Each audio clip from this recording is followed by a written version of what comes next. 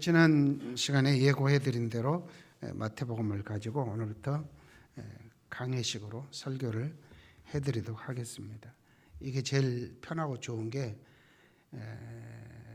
그냥 설교하면 여기저기 성경 떨먹거려서 제목을 잡고 설교하면 80%는 목사 말을 하게 돼요. 목사 말이 설교인지 아닌지는 저는 모르겠지만 목사 말과 설교는 다른 겁니다.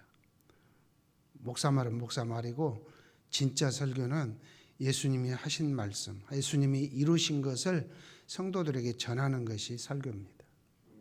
그리고 사도들을 통해서 기록해 준 그 범위를 벗어나면 이미 설교가 아닙니다. 그래서 강해가 가장 설교다운 설교이기 때문에, 그리고 쭉 체계적으로 배워야 머릿속에 뭐가 남아있지. 인간은 지식의 동물이어서 머릿속이 비어있으면 그 생활이 지 마음대로 살아요. 자기가 그 속에 들어있어서 세상에서 배운 방식으로 살거든요.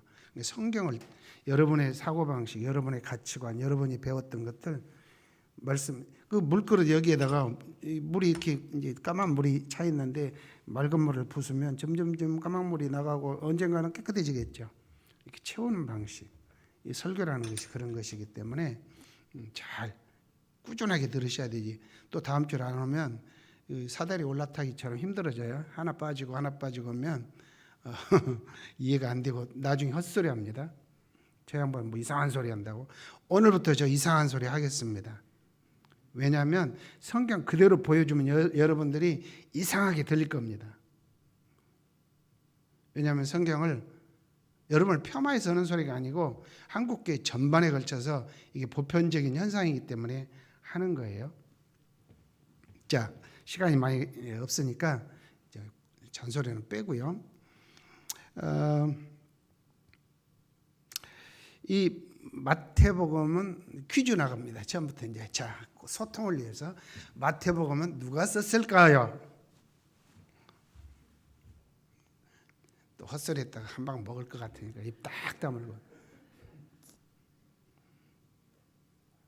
마태가 썼습니다. 그래서 마태가 썼다고 해서 마태복음입니다. 그럼 누가복음은 누가 썼을까요?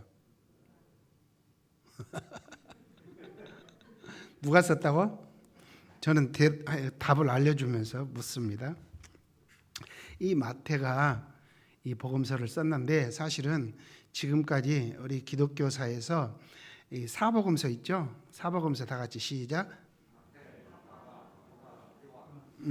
이 네 개를 마태복음이라고 그러고요. 이제 저 어렸을 때는 티더라고. 여러분이 너무 세게 째려 보니까 눈에 티가 들어오네요. 어렸을 때는 마태, 마가, 누가를 공관복음이라고 그랬어요. 공통적으로 볼 수 있는 내용이 같다는 뜻이고, 요한복음은 전혀 다른 색채로 써 있기 때문에 이제 공관복음이 아니고요.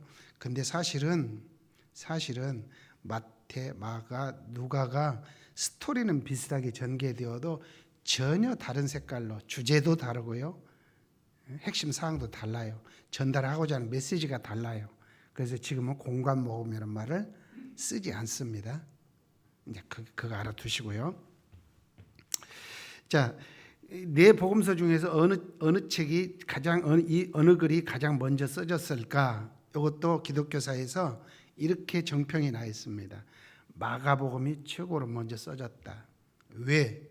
마가복음이 제일 짧아요. 16장으로 되어 있어요. 그럼 마태복음 몇 장이에요? 다은이? 28장. 12장이나 더 길지 않아요. 여러분이 집에 가서 글을 한번 써보세요. 남편에게, 아내에게, 또는 다른 데 가 있는 자식들에게 편지를 한번 써보세요. 부모님에게도. 그래서 처음에 간단하게 썼는데 이거 이제 고치면 한 장이 2장 되고 2장이 석 장 되는 것이 일반적이거든요. 책도 그러고 글도 그래요. 그래서 마가가 맨 처음에 썼는데 16장으로 썼는데 그걸 마태와 누가가 보고 쓰다 보니까 길어졌다.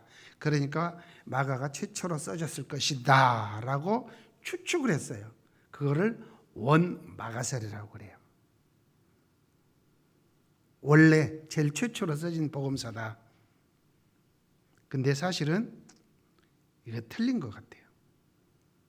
이 학계에서는 아직 이야기 안 돼 있는 건데, 왜냐하면은 전번 시간에도 제가 이야기한 것 같은데, 마태가 동족인, 제가 마태라는 사도이면, 자, 제가 한국 사람입니다. 그러면 우리 한국 사람들에게 가장 먼저 이 예수님에 관한 이야기를 쓰고 싶은 거죠.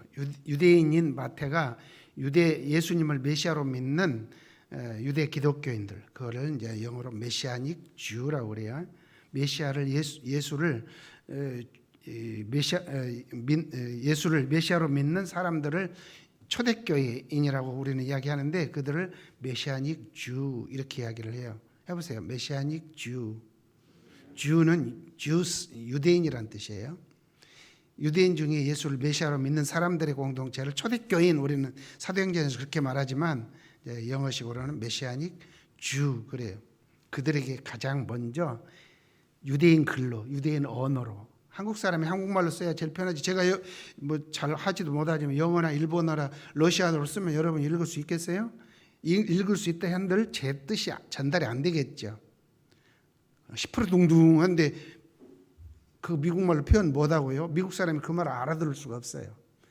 유대 구약 성경을 기초로 가장 잘 알아듣는 말, 유대 언어로 히브리어라고 그래요.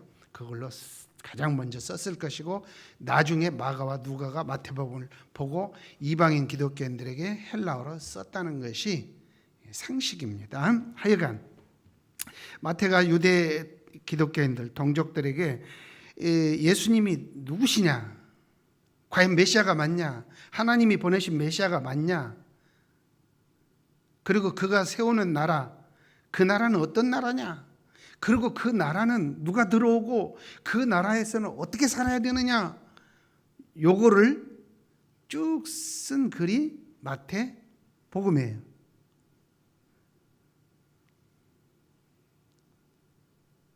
과연 예수가 하나님이 보내신 메시아가 맞냐?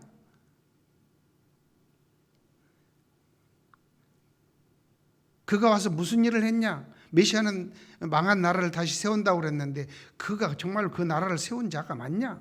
그 나라는 어떤 나라냐? 그 나라는 어떤 모습이냐? 그 나라에 누가 들어오냐? 어떻게 들어가냐? 그리고 그 나라에서는 어떻게 사느냐? 이런 것들이 핵심 내용으로 되어 있어요. 이걸 모르면 우리가 어떻게 사는지를 잘 알 수가 없어요. 이제 마가복음이나 누가복음은 이방인들에게 적당히 또 그들에 맞게 이제 설명을 하고 있습니다. 자, 가장 이 마태가 강조하는 것은 먼저 첫 번째로 강조하는 건 뭐냐면은, 과연 예수가 메시아가 맞냐? 유대인들에게 과연 예수가 메시아가 맞냐? 이게 첫 번째 조항입니다. 그럼 메시아가 되려면은 유대인들에게는 두 가지의 조건이 필요합니다.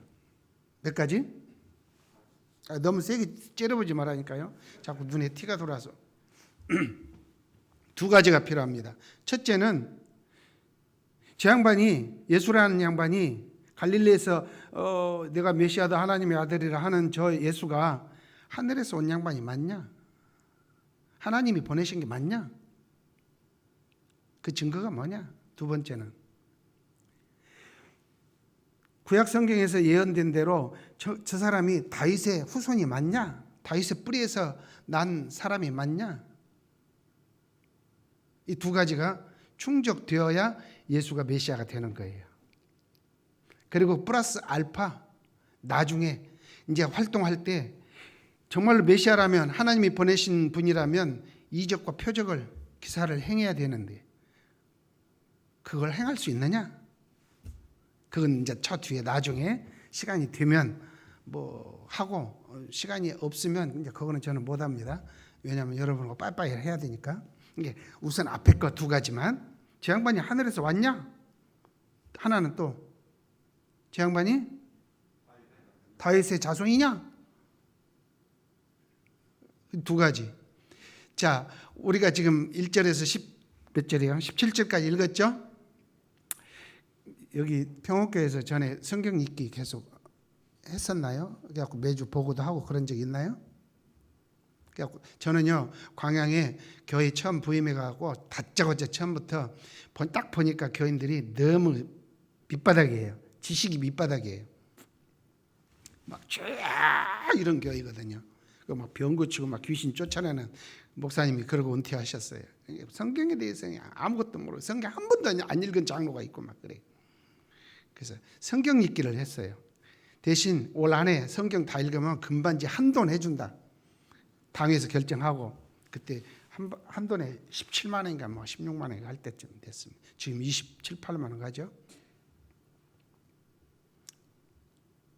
그때 막 성경 불나게 읽고는 반지 탄 사람 많아요. 그러면서 하는 소리가 생전 처음으로 저 성경 한번 읽어봤습니다. 자, 성경 한 번도 창세기에서 요한계시록까지 쭉 안 읽은 사람 손들어라면 창피하니까 읽은 사람만 손들었어요. 상당히 많네. 겁나 수준 높아요. 하고는 좋아요. 근데 성경 읽을 때 마태복음 구약 성경 어떻게 알탕 참고 졸면서 참고 이게 읽었어요. 그래갖고 이제 이제 끝났다. 이제 신약 성경 들어간다고 딱 열었는데 뭐가 나와? 뭔 빌어먹을 족보가 쫙 나오네. 알도 못하는 족보가. 그냥 검은 것은 글씨고 흰 것은 종이고 휙 넘어가죠. 읽었다 치자. 그게 우리들의 모습인데 괜찮아요. 왜냐하면 여러분들이 읽어도 뭔 말인지 모르니까. 근데 유대인들은 이거 넘어가면 큰일 나요. 요 부분을. 자, 아까 두 번째 조건이 뭐였죠? 과연 예수 저놈이 갈릴리에 나타난 저놈이 다윗의 자손 맞아? 그거를 마태가 증명을 해야 돼요. 누구에게요? 유대인들에게. 그래서 맨 먼저 하늘에서 온 것은 다음으로 미루고 2장에 나옵니다. 이 순서가 바뀌어 있어요. 오늘은 첫 번째로 다윗의 후손인 것을 증명하는 방식이에요. 그러니까 이 10장 없으면 그 다음 읽을 필요가 없어요. 유대인들은. 근데 우리는 예수 믿는 건 뭐 그냥 믿으면 되지. 십자가에 죽은 예수, 부활한 예수 믿으면 다 죽으면 천당 가는데 뭐 간단해서 우리는 안 읽고 넘어갔어요. 읽어봐야 재미도 없고 뭔 말인지도 모르고. 그게 유대인들과 우리들의 차이점이에요. 그러니까 유대인들이 읽는 방식으로 마태복음을 읽어야 됩니다. 그러면 그 의미가 이해가 되고 거기에서부터 우리도 이런 걸 믿어야 되는구나. 이제 그때서 깨달아지는 거예요. 이해되셨죠? 오늘 가서 숙제 마태복음 1장 이 족보를 쭉 읽어보시기 바랍니다. 오늘 설교를 생각하면서 이거 내가 기억력 별로 안 좋은데 그래서 프린트 해놨으니까 갔다가 매일 한 번씩 읽으세요. 광양 신광교회 저렇게 매주 프린트해 줍니다. 집에 가서 매일 읽고 생전 처음 들어오면 집에 가서 읽다 보니까 다 알아진 거예요. 그들은 책으로 매요. 아셨죠? 서론이 너무 지금 길었습니다. 자, 1절 한번 읽겠습니다. 다 같이 띄워주세요. 시작. 아브라함과 다윗의 자손 예수 그리스도의 세계요. 이건 옛날 성경 같은데 내 거는 계보라고 되어 있어요. 내가 설교문에다 세 개라 해놨구나. 그러니까 계보, 세 개나 계보나. 여러분 산중에 시골에 이렇게 가다 보면 산에 비석이 하나 이렇게 있어요. 뭐 전주이씨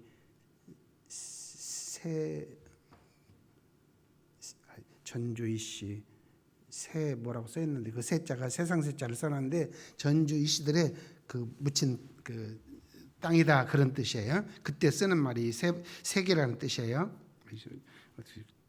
기억이 안 나네. 하여간 이 세계 계보가 뭐냐면 족보라는 뜻입니다. 아브라함과 다윗의 자손 예수 그리스도의 족보다. 뭐가? 2절부터 17절까지 족보다 이렇게 되어 있어요. 그래서 자 아브라함부터 시작을 해가지고 맨 끝에 누굽니까?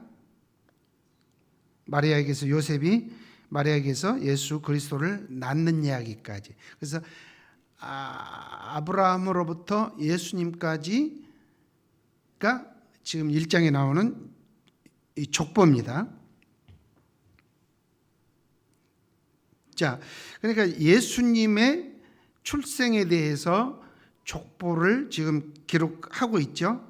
근데 여기 사실 1절이 아브라함과 다윗의 자손 예수 그리스도의 족보다고 이렇게 되어 있는데 헬라어 성경에는 이렇게 되어 있어요. son 데이비드, son 아브라함. 다윗이 먼저 나와요. 다윗의 자손, 아브라함의 자손. 그러니까 시간으로 따지면 아브라함이 다윗보다 딱 1000년 먼저 살았습니다.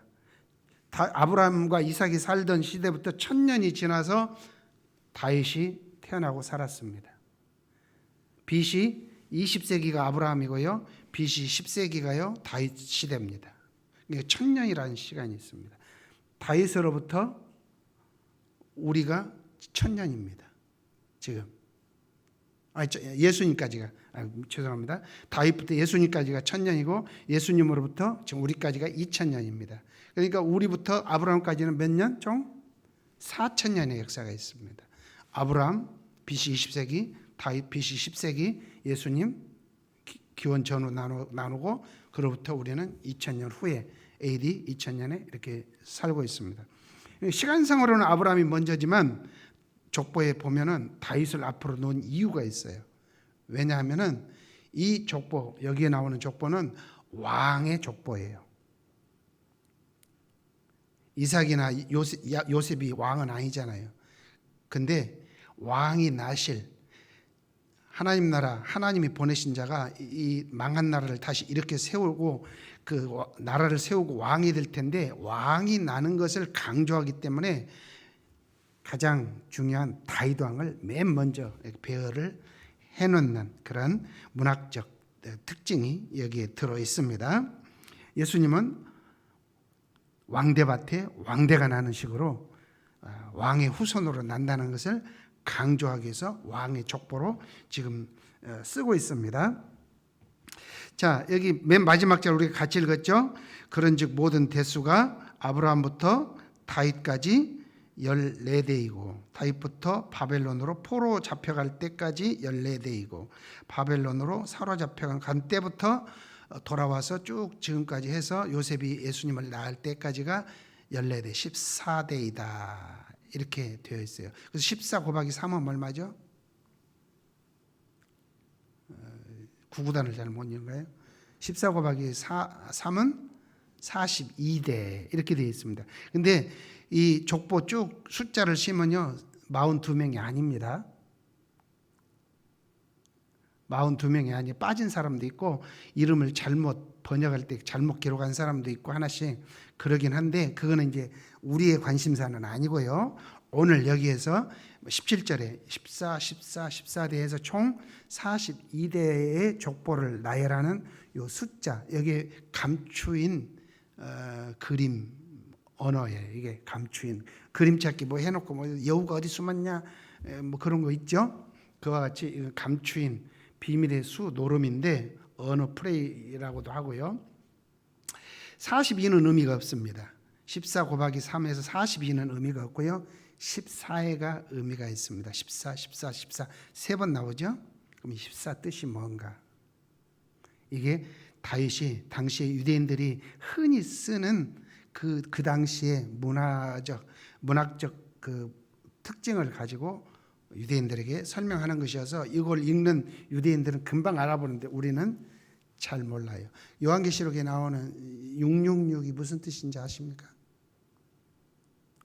666. 그래서 한참 1992년 10월 28일 예수님이 재림하니까 흰 옷 입고 준비하고 날밤 새면서 이렇게 준비하고 있으면 휴거한다. 그럼 이마박에다가 뭐 바코드를 심으니까 컴퓨터 쓰면 안 되고 이 카드 쓰면 안 되고 오만 잡소리 다 했었죠. 근데 지금 그로부터 몇 년 지났나요? 지금 그런 거 없죠? 그거는 귀신들이 가르치는 이상한 거고 성경을 억지로 갖다 꿰맞추는 거예요. 666은요 기독교를 최초로 박해했던 로마 황제가 누구죠? 시를 서울시를 확 불질러버리고 내가 다시 도시 건설을 하겠다 하고 그 괴상한 짓거리를 한 왕이 누구죠? 옳지. 네론 카이사르를 숫자 노름하면 666이 돼요.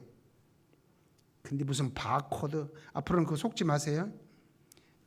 지금 14를 설명해 드릴게요. 히브리어 알파벳이 있습니다. 알렙, 벳, 기멜, 달렛, 헤와우, 자인, 헤드캐드 막 쭉 나와요. 근데 그 히브리어 알파벳 알렙, 벳, 기멜, 달렛, 헤와우, 자인이 거기서부터 지금의 영어 알파벳이 나왔어요. 이게 영어의 ABCD에 가장 옛날로 거슬러 올라가면 히브리어 알렙 알파벳이 나와요. 알렙 A, 벳 B, 끼멜이 C인데 라틴어나 뭐 독일에서는 C 하면 크 발음 나와요. 알렙 벳 끼멜, 달렛 달 D, 해와 해 H 막 다 히브리에서 나온 것이 영어, 지금의 영어입니다. 발전해서 자, A에다가 2를 매기고 B에다가 2 숫자를 매기고 C에다가 3을 매기고 D에다가 4를 매기고 ABCD E에다 5를 매기고 그렇게 해서 ABCD E까지 합치면 총 얼마가 나올까? 숫자 계산되죠? 에? 영어로 ABCD는 숫자가 몇입니까 하면 계산되겠죠? 더하기만 할 줄 알면 1에다 2 보태면 3이고 3에다 3 보태면 6이고 6에다 4 보태면 7이고 7에다 5 보태면 10이 나오겠죠? A, B, C, D, E를 숫자로 쓰시오. 그럼 10이 딱 나오겠죠.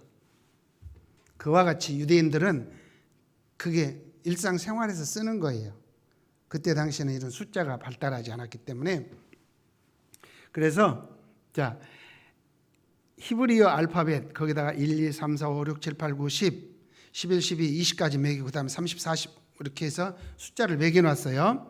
자, 다윗이란 이름, 데이비드, 영어로는 데이비드, DVD로 쓰는데 다윗은 원래 DWD입니다.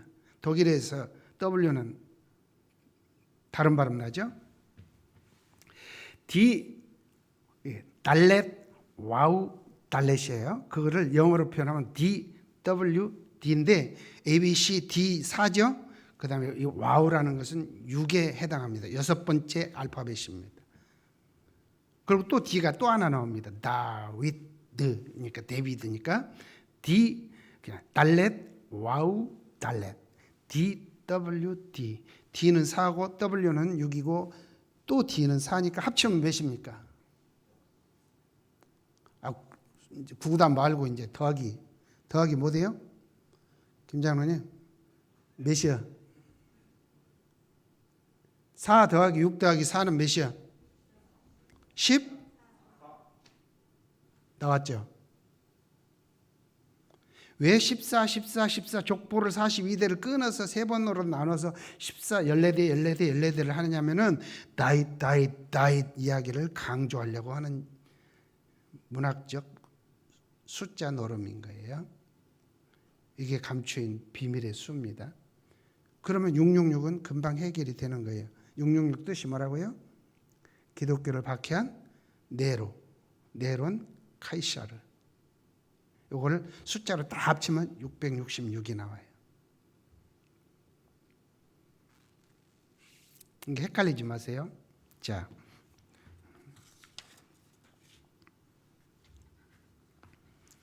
족보를 쭉 나열하고 14 다윗 이렇게 강조함으로 예수는 다윗의 뿌리가 확실하다를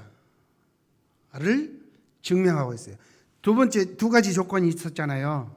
첫 번째는 다윗의 후손이 맞는가? 그걸 지금 이야기하고 있는 것입니다. 또 하나 다윗의 자손인 증명을 또 하고 있습니다. 이제 그것은 이 뒤에 18절부터 나올 건데 예수님이 태어나는 이야기입니다. 그 간략하게 제가 설명을 하면은 읽지 않았지만 자, 요셉과 마리아가 정혼했다고 그랬죠. 정혼은 약혼이라는 뜻입니다. 근데 마리아가 임신해 버렸어요. 그래서 관계를 끊으려고 그랬죠. 근데 천사가 나타나서 요셉 걱정 말고 데려와. 그는 하나님이 그렇게 하신 일이니까 데려와. 그가 낳을 애는 아들인데 이름을 예수라고 짓고 그리고 그가 세상을 구원할 거야. 뭐 그런 이야기를 하고 데려오죠. 그래서 이제 같이 이렇게 시간을 보냅니다. 근데 어느 날 갑자기 호적을 하라고 명령이 내려옵니다. 상부에서. 로마 제국 시대니까 이 팔레스타인 유대 땅도 로마의 지배 아래 있는 그런 시대입니다. 자, 이제 내일 모레 곧 며칠 후면 한 일주일에서 열흘 사이 이제 해산달이 다 됐는데 이제 출산 준비를 지금 하고 있는 참인데 호적을 하라고 하니까 안 갈 수가 없어요. 왜요? 백신 안 맞으면 어떻게 돼요? 아스트라제네카인지 뭔지 얀센인지 안 맞으면 어떻게 돼요? 유십사님 어떻게 돼? 식당 마음대로 못 가고 어디 집회 마음대로 못 가죠? 그거를 불이익을 당한다고 그래요. 여러분, 황제가 세금, 이제 여러분 학교에서는 인두세라고 되어 있어요. 우리는 사람 숫자를 셀 때 이 주둥이를 셉니다. 죄송합니다. 왜냐하면 인구 할 때 입구자를 써요. 입구, 밥 먹는 주둥이 숫자가 몇인가 인구를 세요. 근데 유럽 사람들은 머리통, 대가리 두자를 써요. 머리 두자, 머리 하나, 머리 둘 이렇게 셉니다. 동양과 서양의 차이예요. 그래서 세금을 걷을 때 인두세라고 그래요. 이 세금을 걷기 위해서 인류 역사 최초로 전 국민을 인구조사를 시킵니다. 근데 사실은 로마 황제가 가이사르 아구스토가 누가복음에 나와요. 그가 이 세금 인구 조사를 시킬 때 사실은 3년 전에 시켰어요. 전 국민에게 몇 년도까지 이거 인구 조사를 끝내라. 지금 같으면 인구 센서스 한 달이면 우리나라는 끝나버립니다. 근데 그때는 그 전산이 안 되고 다 사람이 방문해야 되고 기록이 불편하잖아요. 거리도 멀고 자동차도 없고. 그래서 몇 년 안에 끝내라. 그래서 로마에서 황제가 명령을 내린 지 3년 있다가 시리아 총독, 유대 땅도 시리아 총독이 다스렸거든요. 그래서 시리아 전 지역에 유대 땅까지 호적을 하라 명령이 갑자기 내려온 거예요. 그러니까 요셉이 마리아가 해산달이 다 됐어요. 이제 며칠 있으면 나야 돼요. 근데 갑자기 해가지고 이거 안 하면 큰일 나게 빨리 해라 그러니까 나귀에다 태우고 100km 넘는 길을 갈릴리 나사렛 산중에서부터 베들레헴까지 100km 가까운 길을 온 거예요. 중간에서 얘기 나볼 수도 있어요. 자, 그리고 베들레헴에 도착했는데 들어갈 여관이 없어요. 집이 없어요. 그래서 그냥 어쩔 수 없이 얘기는 막 배는 틀고 그래서 조그마한 이렇게 움푹한 동굴이 있으니까 거기 들어가서 모닥불 피워놓고 남편이 얘기를 받은 거죠. 그렇게 해서 예수가 태어났죠. 예수님이 태어난 동네가 어디죠? 여기 어떻게 알았어요? 베이틀레헴 빵집이라는 이야기인데 동네 이름이 미리 잘 돼서 빵집이란 빵공장이라는 그런 타이틀이 붙은 동네예요. 자, 베들레헴에서 나요. 호적 명령 없으면 어디서 나야죠? 아는 분. 호적하라 하지 않았으면 어디서 나야 타니? 어찌 알았대? 나사렛은요 다 있고 아무 연고가 없는 동네예요. 베들레헴은요 다윗의 동네예요. 다윗이 태어났어요. 다윗이 뛰어놀았고 학교 다녔던 동네예요. 룻기 아시죠? 룻기 보면 보아스 룻하고 재혼하죠. 그래서 이새를 낳고 그 이새가 누구를 낳았다고 되어 있어요 거기? 응? 이새가 누구를 낳고 다윗을 낳고 그렇게 되어 있잖아요. 몇 절이냐? 응? 6절에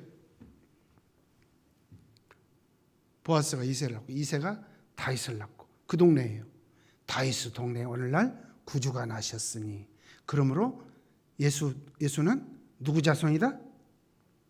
다윗의 자손이. 지금 그걸 이 사건을 통해서 이야기죠. 우리 성탄절 이야기를 하려고 하는 게 아니에요 지금. 아셨죠? 이제 읽을 때 그거 기억하시고 이제 참고하시면 됩니다. 자, 이렇게 해서 족보 그리고 족보를 소개하고 14를 이야기하면서 다윗 이야기를 하고 나서 그 다음에 18절부터 예수가 어디서 태어나는지 베들레헴에서 태어남으로 그는 호적하러 간 동네 거기가 본 고향이고 거기가 다윗의 동네니까 예수는 다윗의 자손이라는 것을 증명을 해버려요. 이렇게 해서 두 가지 조건 중에서 하나가 충족됐죠. 예수는 누구 자손이다? 다윗의 자손이다. 이제 두 번째 조건입니다. 두 번째 조건. 뭐죠? 제 양반은 하나님이 보낸 자가 되어야 돼요. 그거에 대한 이야기를 보겠습니다. 다니엘서 7장 13절에 보면 저기 읽겠습니다. 내가 읽겠습니다. 내가 또 밤 환상 중에 보니 인자 같은 이가 하늘 구름을 타고 와서 옛적부터 항상 계신 이에게 나아가 그 앞으로 인도되매 그에게 권세와 영광과 나라를 주고 모든 백성과 나라들과 다른 언어를 말하는 모든 자가 그를 섬기게 하였으니 그의 권세는 소멸되지 아니하는 영원한 권세요 그의 나라는 멸망하지 아니할 것이라. 이걸 역사를 좀 알아야 돼요. 무슨 역사냐면은 지금 성경 어디를 봤죠? 금방 읽은 데가 어디였죠? 여기 눈 뜨세요. 역사 이야기하면 다 졸아요. 자, 다니엘은 아시죠? 다니엘 하면 뭐가 생각나요?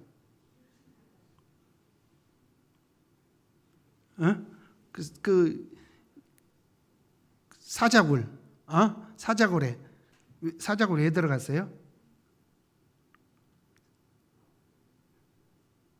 왕을 숭배하지 않기 때문에 왕의 명령을 거역했기 때문에 처형하는 방식으로 사자의 굴에 넣으면 며칠 굶은 사자가 와드등 와서 그냥 서로 하나씩 물고 다리 하나 물고 가고 팔 하나 물고 가고 대가리 하나 물고 가고 해서 다 뜯어 먹으면 그 5분도 안 걸리고 먹어버리죠. 다니엘은 지금 바벨론이라는 나라에 포로로 잡혀갔어요. 포로로 잡혀갔다는 것은 유대 나라가 있다는 거예요, 없다는 거예요? 나라가 망했어요. 586년 BC 바벨론에 의해서 예루살렘이 함락되고 다 부셔지고 불태워지고 많은 사람들이 다 끌려갔어요.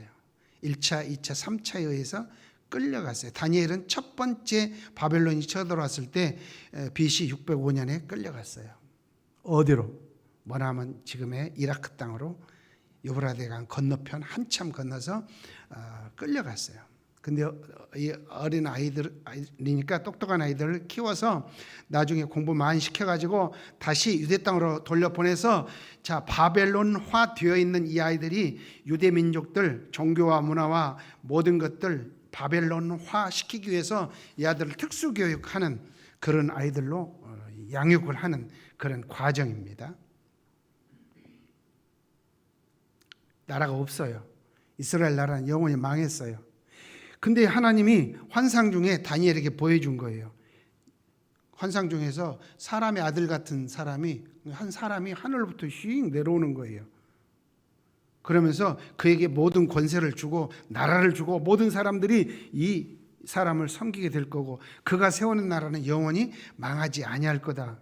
그 뒤로부터 유대인들은 그런 사람이 와서 이 나라가 다시 세워질 그런 시대가 오기를 기다리고 그런 나라를 영원히 망하지 않는 나라를 세울 자는 하나님 보내시는 특별한 자일 것이다. 그거를 하늘로부터 오는 자일 것이다. 그렇게 기대를 했어요. 이거를 전문 용어로 메시아 사상이다 그래요.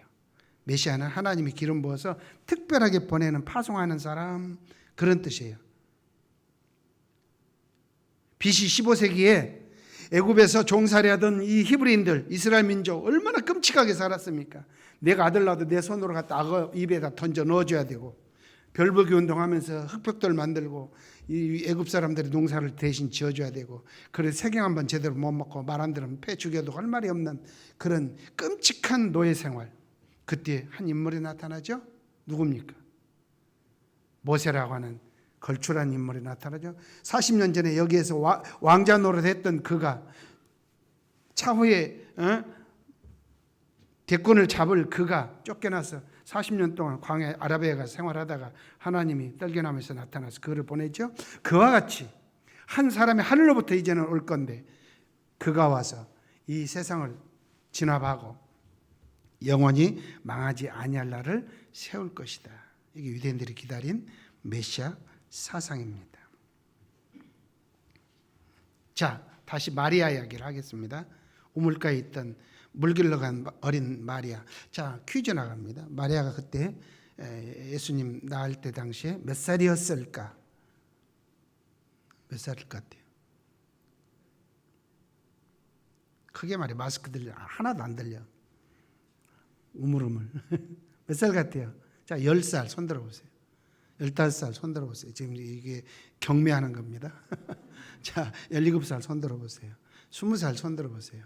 25살, 30살, 25살. 그 당시는 전쟁이 많고 그런 시대라 조혼. 우리 할머니가요 12살에 시집 왔습니다. 우리 어머니가 17살에 시집 왔습니다. 저보다 41살을 더 보태면 우리 어머니 나이가 됩니다. 우리 아버지 16살에 장가 갔습니다. 지금부터 2000년 전 마리아가 그 시대에 몇 살에 결혼했을까?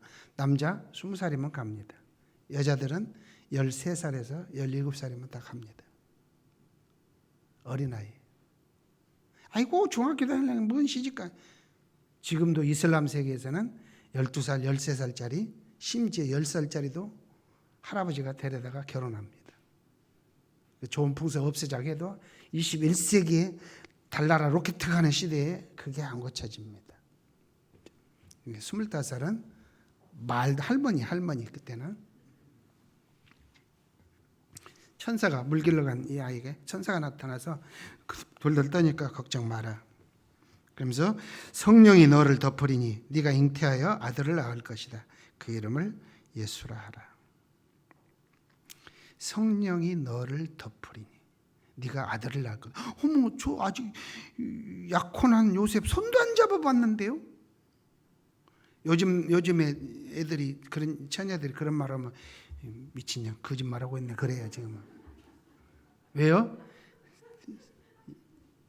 영화관에서 손 잡은 거 뭐 볼 것도 없고 어디 그 골목길에서 뽀뽀한 거 뭐 안 봐도 뻔한데 뭐 요즘 애들은.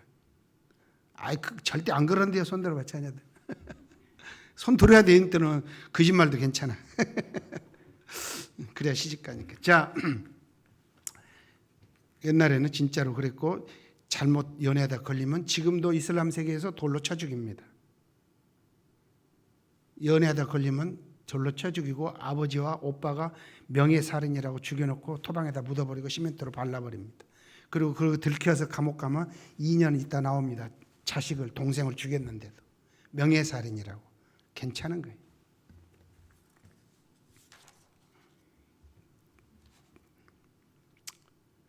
성령이 너를 덮으리니. 그러면 마리아가 낳을 아기는 요셉의 아들일까요? 하나님의 아들일까요?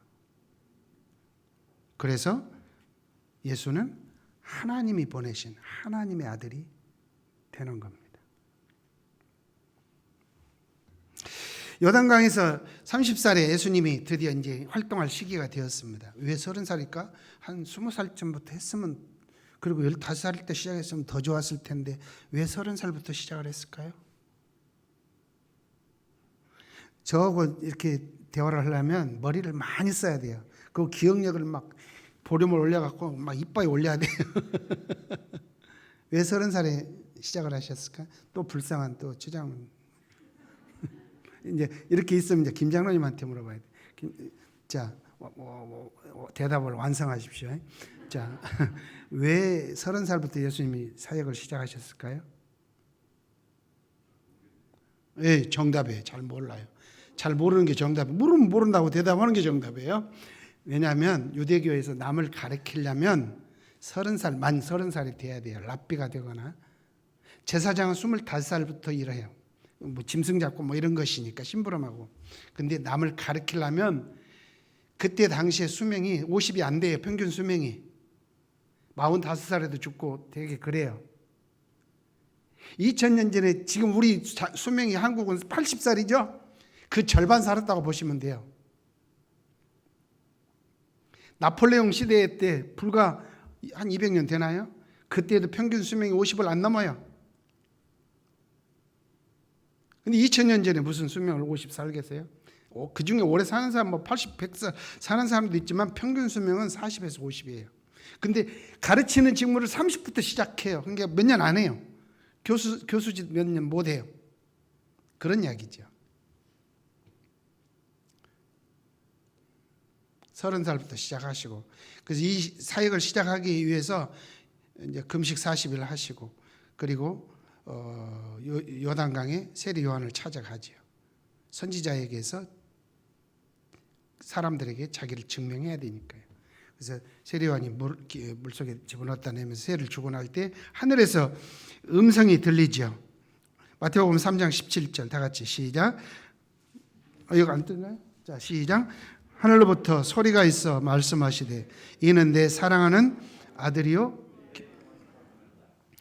마리아에게 천사가 찾아와서 네가 잉태하여 아들을 낳을 것이니 그는 성령이 너를 덮어서, 여기 덮단 말 우리가 흔히 쓰는 말이에요. 자, 저 여자 덮쳐버려 할 때 덮쳐요.